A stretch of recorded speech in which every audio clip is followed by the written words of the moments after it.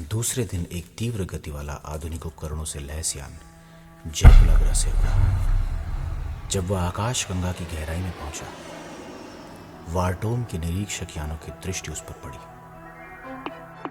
वह जैकुला ग्रह का यान मालूम होता है। हाँ, किसी दूसरे ग्रह जा रहा है लगता है। तब जनरल मोंटो से आदेश प्राप्त करो कि उसके साथ क्या किया जाए। Okay sir. Hello hello, captain Hink speaking. Hello. शीघ्र ही वार्टोम ग्रह के अंतरिक्ष कंट्रोल रूम से उसका संपर्क जुड़ गया। यस, क्या रिपोर्ट है कैप्टन हिंक? सर, जैकुला का एक यान इस समय हमारी नजर में है। ओहो, उसकी गतिविधि? वह अंतरिक्ष सीमा से बाहर जा रहा है, शायद किसी अन्य ग्रह की ओर। जरूर वह किसी अन्य ग्रह से मदद मांगने जा रहा होगा। नष्ट कर दो उसे। Yes sir. आक्रमण करो, नष्ट कर दो उसे। ओके। फिर वार्टोम का लड़ाकू यान जैकुला के यान की ओर तेजी से बढ़ा। कमांडर, वार्टोम का यान हमारा पीछा कर रहा है, शायद मार गिराने की चेष्टा में है। गति तेज करो और सुरक्षा किरणें बिछा दो। हमें उनसे उलझना नहीं है, बल्कि गति में ही उन्हें हराकर निकल भागना है। Yes sir. जब वार्टोम के यान चालक ने जैकुला के यान की गति बढ़ते देखी, ओह, उन्होंने गति बढ़ा दी। बिना उलझे भागना चाहते हैं। तुम भी गति बढ़ाओ और दूर मारक किरणें बिछा दो। वार्टोम यान ने गति बढ़ाने के साथ साथ दूर मारक किरणों से जैकुला यान पर आक्रमण किया, परंतु जैकुला यान सुरक्षा किरणों के घेरे में होने के कारण नष्ट नहीं हुआ। सर, उन्होंने सुरक्षा किरणों का प्रयोग किया हुआ है। हमारा आक्रमण सफल नहीं हो रहा। ओह, फिर तो उसे नष्ट नहीं किया जा सकेगा, लेकिन फिर भी कोशिश जारी रखो। वार्टोम के लड़ाकू यान ने कई बार जैकुला के यान पर आक्रमण किया, लेकिन उसे नष्ट करने में असफल रहा और जैकुला यान अंतरिक्ष सीमा से बाहर निकल गया।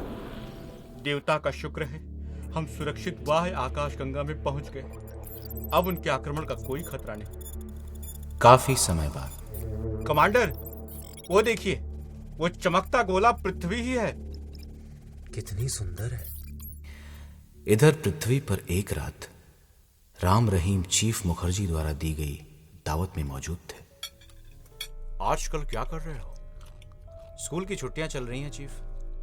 केस भी कोई नहीं है, अतः मक्खियां मारकर 30 मार कहां बन रहे हैं।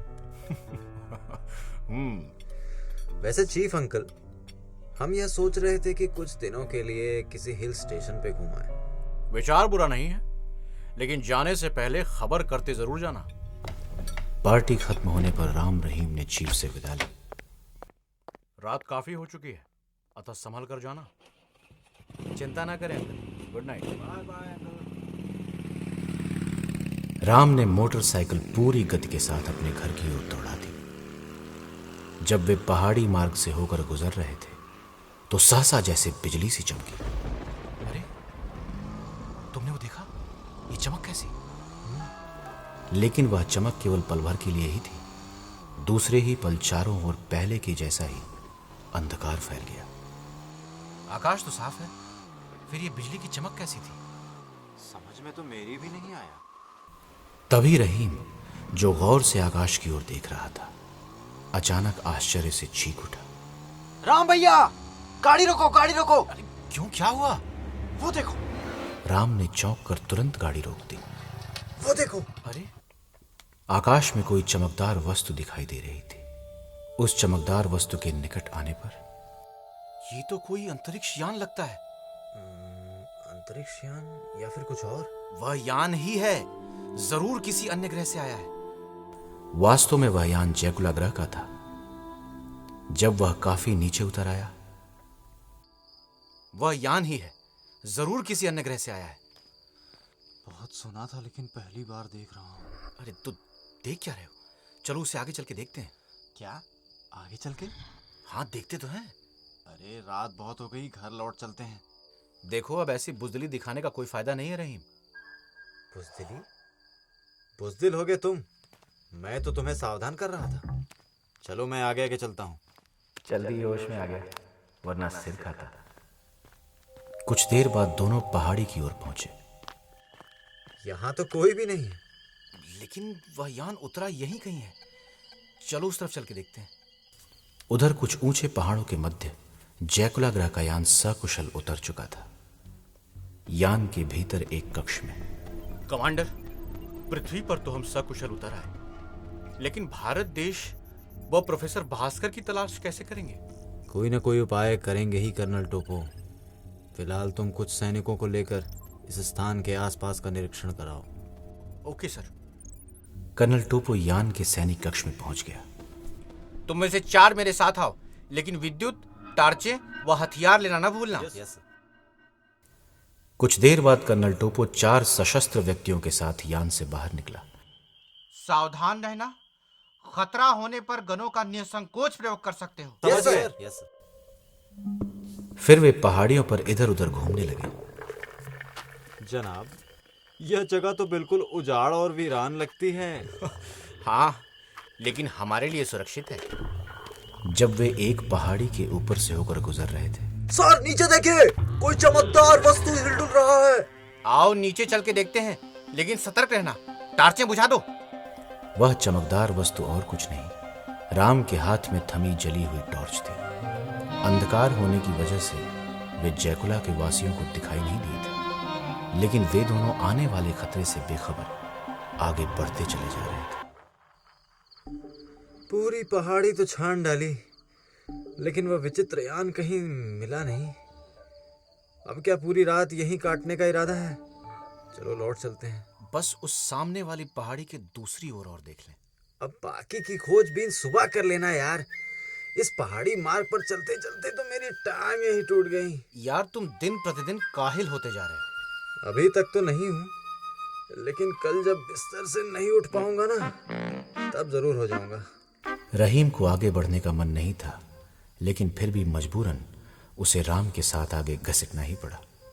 आग लगे उस उड़न तश्तरी को।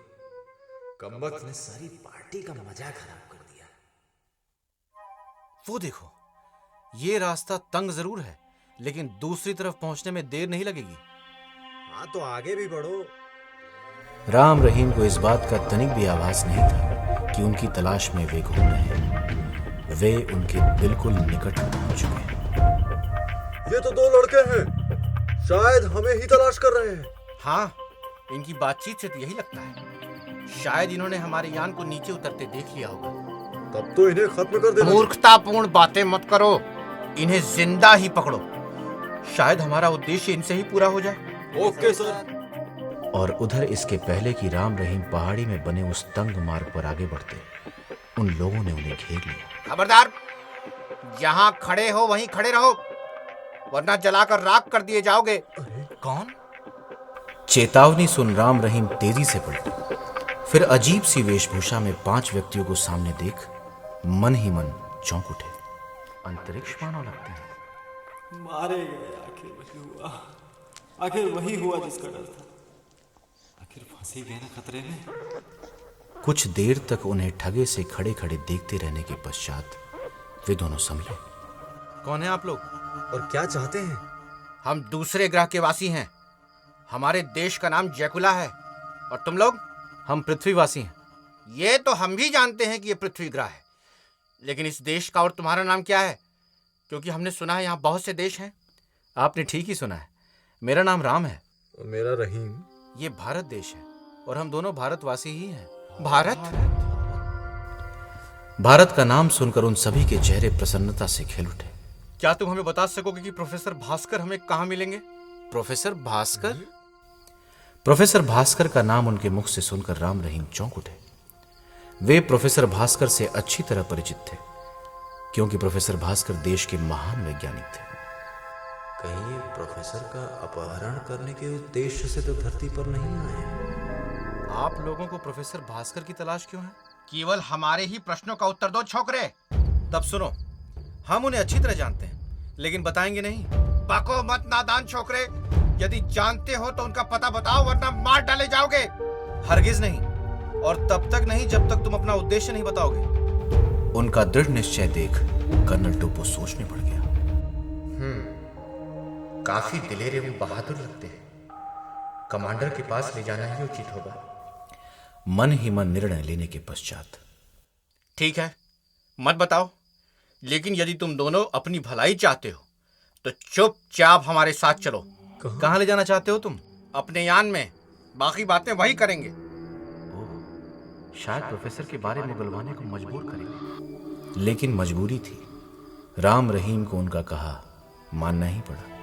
जरूर ये लोग हमारा भुर्ता बनाकर डिनर में प्रयोग करेंगे। पता नहीं प्रोफेसर की तलाश इन्हें क्यों है, मालूम करना ही पड़ेगा। मार्ग वही था जहां से राम रहीम के साथ पहाड़ी की दूसरी ओर जाने का इरादा रखता था। फिर जब वे उस पहाड़ी की दूसरी ओर पहुंचे, ओह, काफी बड़ा और लड़ाकू यान प्रतीत होता है। इधर यान के भीतर एक विशेष कक्ष में कमांडर, कर्नल टोपो व उनके सैनिक लौट आए हैं, लेकिन उनके साथ पृथ्वी के 2 लड़के भी हैं। क्या उनका द्वार खोल दिया जाए? ओह, शायद कर्नल टोपो कुछ सोच कर ही उन्हें लाया होगा। द्वार खोल दो, परंतु सभी को सावधान कर दो। हम किसी किस्म का खतरा मोल नहीं लेंगे। Yes sir. इधर राम रहीम जैसे ही उन 5 के साथ यान के निकट पहुंचे, यान का द्वार खुल गया और एक सीढ़ी बाहर निकल आई। द्वार खोल दिया गया, लेकिन उन्हें हमारे आने का पता कैसे चला? जरूर भीतर मौजूद लोग हमें देख रहे हैं। तुम वास्तव में समझदार हो। भीतर स्क्रीन पर हमारी एक एक हरकत को देखा जा रहा है। चलो, अब भीतर चलो। राम रहीम भीतर प्रविष्ट हुए। सामने उन्हें कुछ और सशस्त्र व्यक्ति दिखाई दिए। उनमें से एक ने कर्नल टोपो को संबोधित करके कहा, कर्नल टोपो, कमांडर कक्ष नंबर 2 में आपकी प्रतीक्षा कर रहे हैं। ठीक है, चलो छोकरों। फिर वे यान के भीतर के एक गलियारे में आगे बढ़ने लगे। उनके साथ केवल कर्नल टोपो ही था, बाकी सब वहीं रह गए थे। यही यान है या कोई बहुत बड़ा मकान? वास्तव में काफी आश्चर्यजनक है। घर जैसी पूरी सुविधाएं यहाँ मौजूद हैं। कुछ देर बाद ही वे कक्ष नंबर 2 में कमांडर जोरो के सामने थे। कौन है ये लड़के? सर, ये भारतवासी हैं। यही पहाड़ियों में हमारी तलाश करते हुए हमें मिले। शायद हमारे यान को उतरते ये दोनों देख चुके थे। भारत का नाम सुनकर कमांडर जोरो प्रसन्नता से उछलता हुआ बोला, क्या हम इस समय भारत की धरती पर हैं? निश्चित रूप से इस समय आप लोग हमारे देश भारत की धरती पर ही हैं। कमांडर, आपको यह जानकर भी प्रसन्नता होगी कि ये दोनों प्रोफेसर भास्कर से भी परिचित हैं। इसीलिए मैं इन्हें यहाँ लेकर आया हूँ। शाबाश, यह तुमने बहुत अच्छा किया कर्नल टोपो। लेकिन कमांडर, ये प्रोफेसर भास्कर के बारे में हमें कुछ भी बताने के लिए तैयार ही नहीं। क्यों? इसलिए कि कहीं आप उन्हें कोई नुकसान पहुंचाने की कोशिश ना करें। और ये भी हो सकता है कि आप उनका अपहरण करने की कोशिश करें। ऐसी कोई बात नहीं है बच्चे। दरअसल हम उनके पास मदद मांगने के लिए आए हैं। कैसी मदद? सब कुछ साफ साफ कहिए। विश्वास होने पर हो सकता है हम आपको उनके बारे में बता दें। कुछ देर सोचने के पश्चात कमांडर जोरो ने राम रहीम को सारी कहानी सुना दी। लेकिन इसका क्या प्रमाण है कि आपने जो कहा वो सब सच है?